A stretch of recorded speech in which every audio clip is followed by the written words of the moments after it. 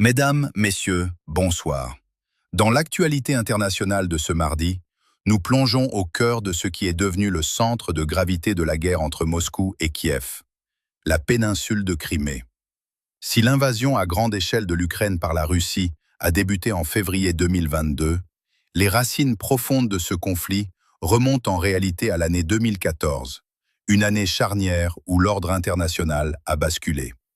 À cette époque, les forces russes ont orchestré l'annexion illégale de la Crimée, dérobant une région entière à son voisin en moins de 4 semaines. Une opération éclair qui a laissé le monde dans la stupeur.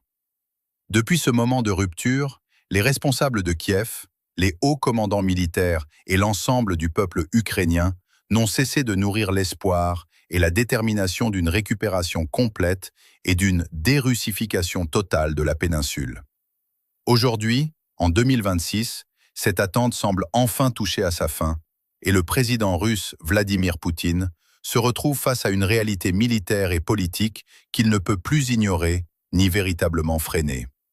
Ce n'est absolument pas le scénario que le maître du Kremlin avait imaginé lorsqu'il a proclamé la Crimée comme partie intégrante de la Russie il y a plus de 10 ans. Contrairement à son opération militaire spéciale de 2022, qui s'est transformée en un bourbier long, épuisant et d'un coût astronomique pour le trésor russe, l'annexion de 2014 avait été d'une simplicité déconcertante pour Moscou.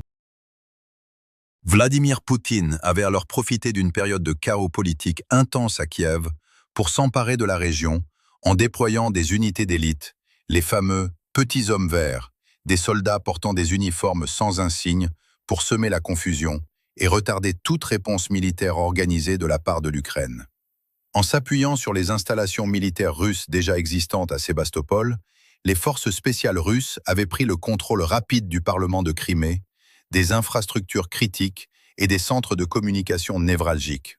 Ce fut une opération planifiée avec une minutie chirurgicale, exécutée presque à la perfection, permettant à la Russie de s'emparer d'un emplacement hautement stratégique que Vladimir Poutine lui-même a qualifié de porte-avions insubmersible.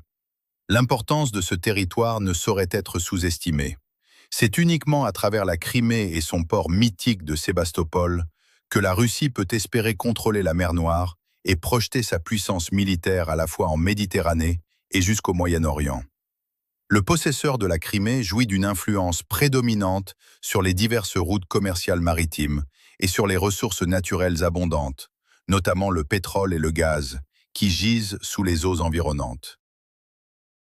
En résumé, il s'agit d'un territoire d'une valeur inestimable, et la Russie a exploité ce contrôle au maximum pour préparer l'invasion totale de 2022, transformant la péninsule en une base arrière massive. Des troupes, des munitions et des équipements lourds y ont été accumulés pour bombarder le sud de l'Ukraine et soutenir l'offensive terrestre.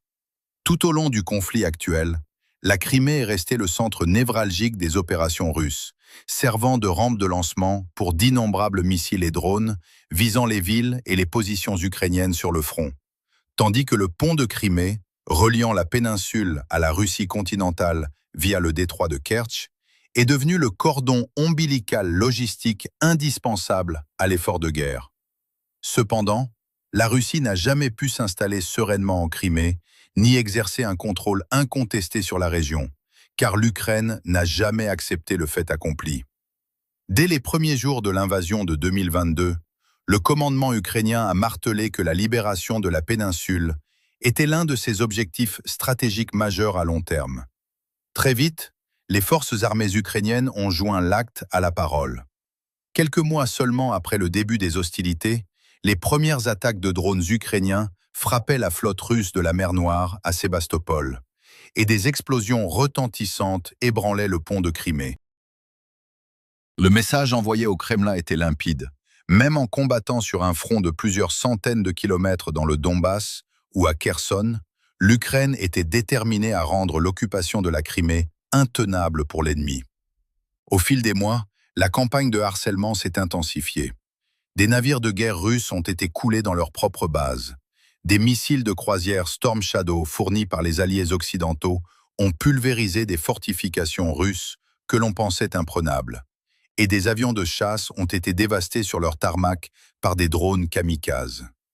Les systèmes de défense aérienne russes, supposés être les meilleurs au monde, ont été méthodiquement neutralisés, un par un. Le pont de Crimée a subi des assauts répétés, notamment en juillet 2023, puis à nouveau en juin 2025, affaiblissant sa structure et sa fiabilité. Parmi ces opérations, certaines resteront dans les annales de l'histoire militaire, comme l'emblématique opération Crab Trap en septembre 2023, où un barrage de missiles Storm Shadow a frappé de plein fouet le quartier général de la flotte russe de la mer Noire, causant la mort de plus de 30 officiers et blessant une centaine d'autres militaires. Ces attaques ont plongé les forces russes dans un état d'alerte permanente, instillant la peur d'une frappe imminente à tout instant. Pourtant, pendant longtemps, l'Ukraine n'a pas pu porter l'estocade finale. Les priorités du front, la nécessité de défendre des villes menacées et le manque de ressources ont forcé Kiev à une certaine patience stratégique. Les frappes en Crimée semblaient parfois isolées ou sporadiques, mais elles s'inscrivaient en réalité dans un plan d'attrition global visant à affaiblir les capacités de défense russes avant l'assaut final. Ce moment de bascule semble désormais atteint en ce printemps 2026. L'Ukraine se trouve aujourd'hui dans sa position de force la plus solide depuis le début du conflit. Son industrie de défense nationale a connu un essor fulgurant, avec des centaines de nouvelles entreprises innovant dans le domaine des drones, des missiles et des technologies de défense électronique. Sur le terrain, les succès se multiplient. Non seulement les forces de Kiev résistent aux assauts russes, mais elles ont commencé à regagner des portions significatives de territoire. Le mois de février 2026 a d'ailleurs marqué un tournant historique, étant le premier mois depuis 2023 où l'Ukraine a récupéré plus de terrain qu'elle n'en a perdu. Sur le plan diplomatique et financier, la situation évolue également en faveur de Kiev, avec l'annonce d'un prêt historique de 90 milliards d'euros, soit environ 105 milliards de dollars, en provenance de l'Union européenne. Ce financement, longtemps bloqué par le Premier ministre hongrois Viktor Orbán, est désormais débloqué suite à la défaite électorale de ce dernier lors des législatives du 12 avril 2026. Cette injection massive de fonds va permettre à l'Ukraine de renforcer ses troupes, de doper son industrie de défense et de sécuriser l'approvisionnement en munitions nécessaires pour maintenir une pression constante sur les forces d'occupation. En revanche, le tableau est bien plus sombre pour Moscou. Avec la chute politique d'Orbán, Vladimir Poutine a perdu l'un de ses rares alliés au sein de l'Union européenne et de l'OTAN, ce qui érode considérablement son influence politique sur le continent. Sur le front, l'armée russe semble à bout de souffle. Ses progressions sont les plus lentes enregistrées depuis des années, et dans de nombreux secteurs, les soldats du Kremlin sont soit immobilisés, soit contraints de reculer face à la poussée ukrainienne. Les pertes humaines et matérielles atteignent des sommets alarmants, avec des dizaines de milliers de soldats tués ou gravement blessés chaque mois. Le phénomène des désertions et des redditions massives prend de l'ampleur, tandis que les nouveaux rapports indiquent que la Russie peine désormais à recruter suffisamment d'hommes pour compenser ses pertes. Le mythe d'une victoire russe inévitable s'effondre, même au sein des cercles de blogueurs militaires russes les plus radicaux, qui admettent désormais que l'avantage a changé de camp. Pour le lieutenant-général Ben Hodges, ancien commandant de l'armée américaine en Europe, la Crimée demeure le terrain décisif de cette guerre. Selon lui, si l'Ukraine parvient à reprendre le contrôle de la péninsule, de ses ports et de ses aérodromes, le cours de l'histoire en sera définitivement changé. Bien qu'un assaut terrestre direct ne soit pas encore à l'ordre du jour, la stratégie de Kiev consiste à rendre la Crimée invivable pour les Russes par des frappes soutenues contre les infrastructures clés. Dans cette optique, les jours du pont de Crimée semblent compter. Sa destruction totale isolerait les troupes russes stationnées dans la péninsule, les coupant de leur flux régulier de carburant et de munitions. L'Ukraine a déjà commencé à resserrer l'étau. Début avril 2026, l'utilisation de drones maritimes a permis de mettre hors service le ferry ferroviaire Slavianine, le dernier lien de ce type encore opérationnel à travers le détroit de Kertch. Cette perte force l'armée russe à dépendre davantage du pont routier, ce qui en fait une cible encore plus vulnérable et précieuse. Parallèlement, Kiev intensifie ses attaques sur le corridor terrestre reliant la Russie à la Crimée via les territoires occupés du Donbass et de Kherson.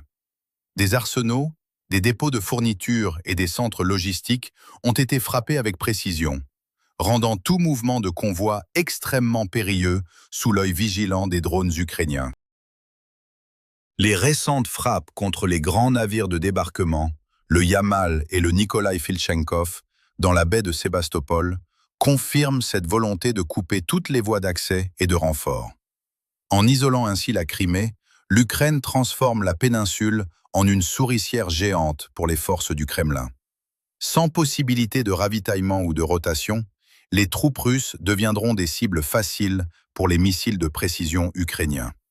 À terme, cette stratégie pourrait forcer un retrait russe massif et permettre à l'Ukraine de réaliser son rêve de réintégration territoriale.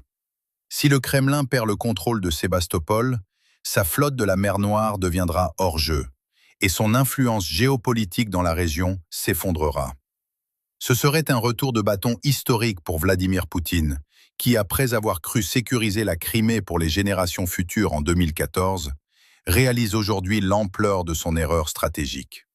L'Ukraine, portée par une aide internationale renouvelée et une industrie de défense en pleine mutation, semble plus proche que jamais de reprendre son destin en main. Pour suivre l'évolution de ces combats décisifs et comprendre comment les forces de Kiev redéfinissent la carte de la région, restez connectés sur nos plateformes pour de nouvelles analyses approfondies.